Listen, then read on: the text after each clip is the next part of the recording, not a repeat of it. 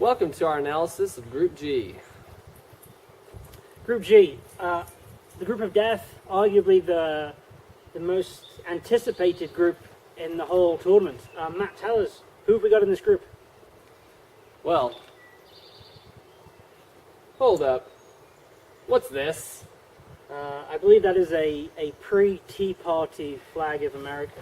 Ridiculous. Ugh. Dun, dun, dun, dun, dun, dun, dun, dun, dun, dun. Land that I love. Okay. That's all we need to know for that group. Done. But probably not. So, so this, Unfortunate, but true. seriously, this is a dreamy-looking group. Matt, I'm going to take a wild guess that you've got a slight bias in this group. You're probably not going to be able to look at it in a particularly objective way. But tell us about this team. Germany. Tell us about Germany. My ancestors come from Germany. We are aware, by the way, that this flag is upside down. But what are you going to do about it? The first thing we've gotten correct this entire series. Yeah. Whoa, Jobin, leave that alone. Sorry, Jobin was just making love to a wig, so... it's a little awkward. So, So the obvious favorites in my mind are Germany. They're a powerhouse. They get to draw from a league that's one of the top in the world. And you just can't find a weakness in any part of the field. Some teams have strong attacking and weak in defense. Some have strong defense, weak in attacking. But, I mean, is there a weakness on Germany? That's really the question. It's the one thing, and this is it's be interesting just to see how much of a factor this does play. Germany have been probably the most unlucky team in the whole tournament in terms of where and at what times they have to play their games. The vast majority of their games are going to be in the north of the country. It's going to be hot, it's going to be humid, and that is not a climate which most Europeans are used to. And so, technically Germany, probably the best group in the team in the group, arguably one of the favourites of the whole tournament. But for me, I think the weather could have a huge impact on how far they progress. Do you think it'll affect their playing style? I think it may do. I mean, for those of us who've watched Bayern Munich, Borussia Dortmund over the last few years, a lot of the German players play for those teams. It's pretty fast. It's pretty, it's relentless, and they're probably just not going to be able to keep up that kind of pace. Sorry, I've been distracted by.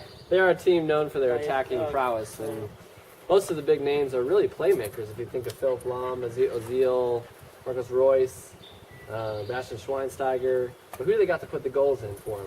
They got Mario Götze, but they've also taken, and he's going to be looking forward to breaking a new record, Miroslav Klose. He needs, love Miroslav Klose. I think I'm right, 3 more goals, maybe 4, to set the new record to beat the original Ronaldo of Brazil, the amount of goals scored in World Cup finals. And so that's going to be interesting. Do we know, is he playing? I think so. He's got to be 45 by now. I mean, he will be on crutches, but that just increases his reach, I guess. And so, I mean, on crutches, he probably has a better chance of scoring than the U.S. forwards. Oh, I hate saying it. Talking of the U.S. forwards, Matt, tell us about the breaking news. They don't have Brian McBride. That's what it is. All right, they don't have Brian McBride. No, Brian McBride, and who else don't they have? Just recently in, Landon Donovan will not be playing with the U.S. team. No, instead they've gone with. Is this a coup by Jurgen Klinsmann? It's interesting. It's Jurgen has clearly gone for a tactic of dropping a player in form and going for a young man who. Dude, out of here! This is really adding a new element to this video. A young man who has had a phenomenal season with Sunderland, scoring I think 2 goals for the whole season in a little Josie Altidore. Just whacks his head against the wall. And you're done. It's not a very good lap dog. Sorry, go ahead, continue. Well, that's it really. And so I know we're all going to be pulling for the US. Maybe they've got a chance.